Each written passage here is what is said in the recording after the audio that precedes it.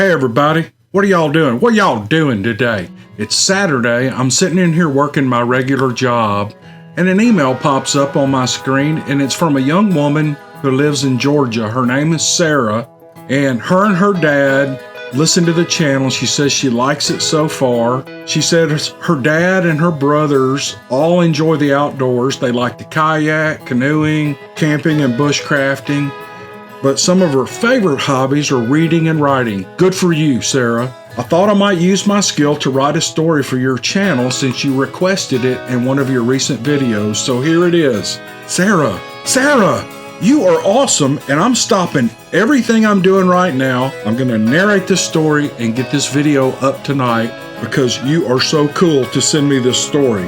It's fiction. Everybody relax, sit back, and enjoy a good story, a good creative writing exercise by an aspiring writer from Georgia. All right, here we go.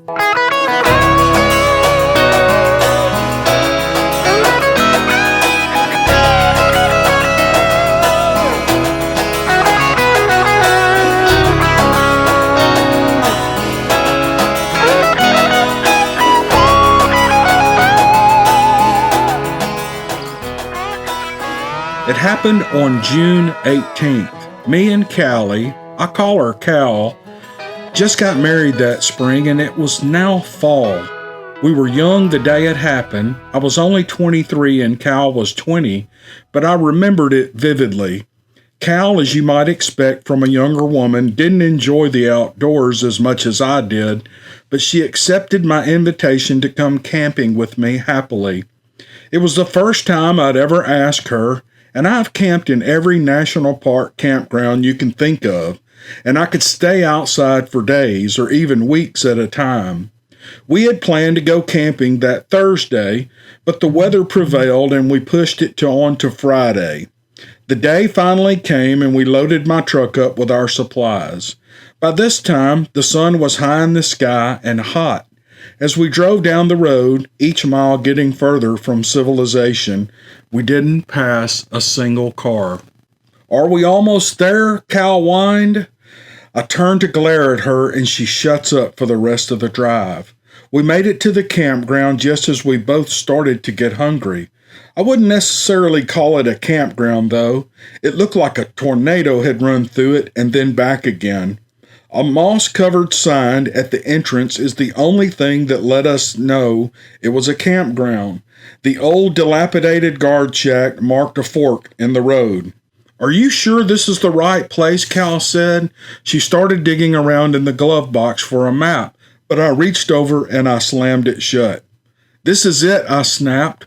We pulled into the swampy-looking spot that I was positive was crawling with snakes and mosquitoes, but it was the best-looking one we could find. I opened the door of the truck and immediately got a strong, uncomfortable feeling, but I jumped out anyway. My feet sunk a couple of inches in the mud that was caked thick on the ground. I heard Cal squeal on her side. I was highly tempted to go hop back into the truck and drive off. But I said before that I've stayed in all campgrounds and forests that you can think of, and that comes with all the circumstances, rainy or sunny, muddy or dry. I trudged to the back of the truck, each footstep making a glop glop sound. Cal was still glued to her spot, looking to me for help. I glanced down at her dainty little ballet flats and shrugged and jerked the safety straps off the tent.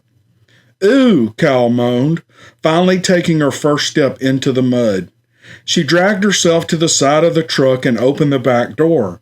My pack fell out, and she tried to catch it, but she failed. Mud splattered all over her jeans. We both stood there in silence for a few moments, anger surging through my veins. Finally, I clomped over and picked up my pack. Its insides were scattered around Cal's feet. She looked at me sheepishly and began collecting the items. It took me almost an hour to find everything, and I'm positive we still left a few things behind. Once everything was back in my pack, I went to the far edge of the woods to collect a fire starter while Cal sat on the bed of the truck, watching. Since we had such unfortunate circumstances, I could only find thumb and pencil-sized twigs. Wet logs stood as our chairs, and dinner was slightly undercooked chicken and rice. Putting up the tent was impossible, especially between Cal's whining and our ground tarp disappearing under the mud. I should have brought bug spray, Cal groaned, itching at her arms. That was it. I snapped. I threw down the tent stakes, unzipped my bag, and practically hurled a can of spray at her. I'm done, I shouted furiously. I climbed into my truck and slammed the door, leaning back to take a nap. When I woke up, it was pitch black outside. I couldn't see my hand in front of my face. A panicky feeling spread through my body. I swear I heard a deep growl coming from the front of the truck, but I couldn't see anything. I threw open the door and hopped out, this time ignoring the splatters of mud on my jeans. I almost shouted Cal's name when I didn't see her on my side of the truck, but when I rounded the corner, I was shocked at what I saw. To my amazement, the tent was up, but still there was no Cal. My heart raced, in sync with my brain. I threw the tent flap open, but Cal wasn't inside. I turned around and round looking for her until I was dizzy. "Callie!" I shouted into the darkness. Nothing but silence. Suddenly, a deep roar echoed through the camp. I stood there frozen. Large footsteps stomped off somewhere in the distance, too heavy to be Cal's. I whipped my gun out of my holster and held it in front of me like a shield. I debated whether I could call out again, but thought against it. I spun around in a circle once more, but I saw nothing. I pulled out my phone and I texted Callie, but the message bounced back. There was no signal. My eyes strained in the dark, looking for Cal's bright pink vest. I sat there, jumping at every crackle of leaves. A scream ripped through the forest, a female scream. I stood up. I wasn't going to sit here and wait for Cal to come back, because she probably wasn't.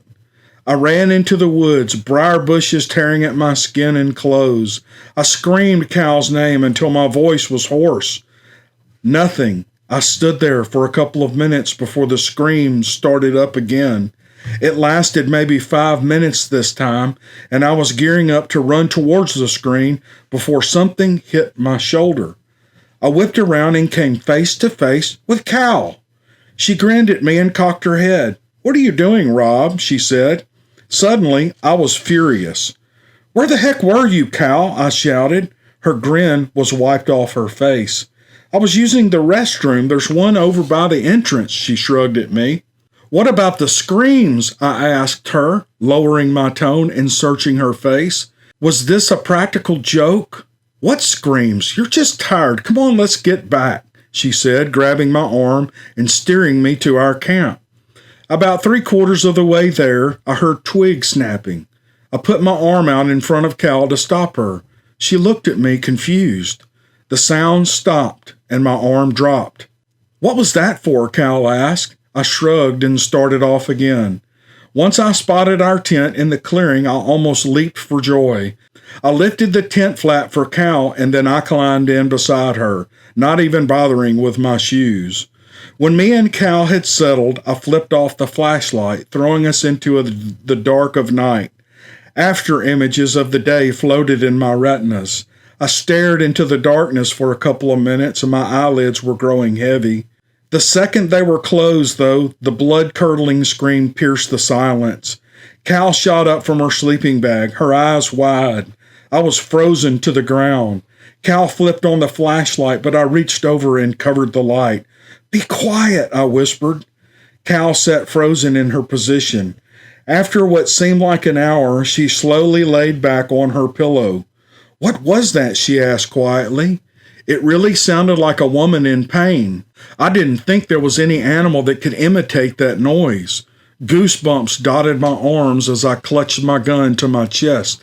Suddenly, my eyelids felt heavy again, and I drifted off into a deep sleep.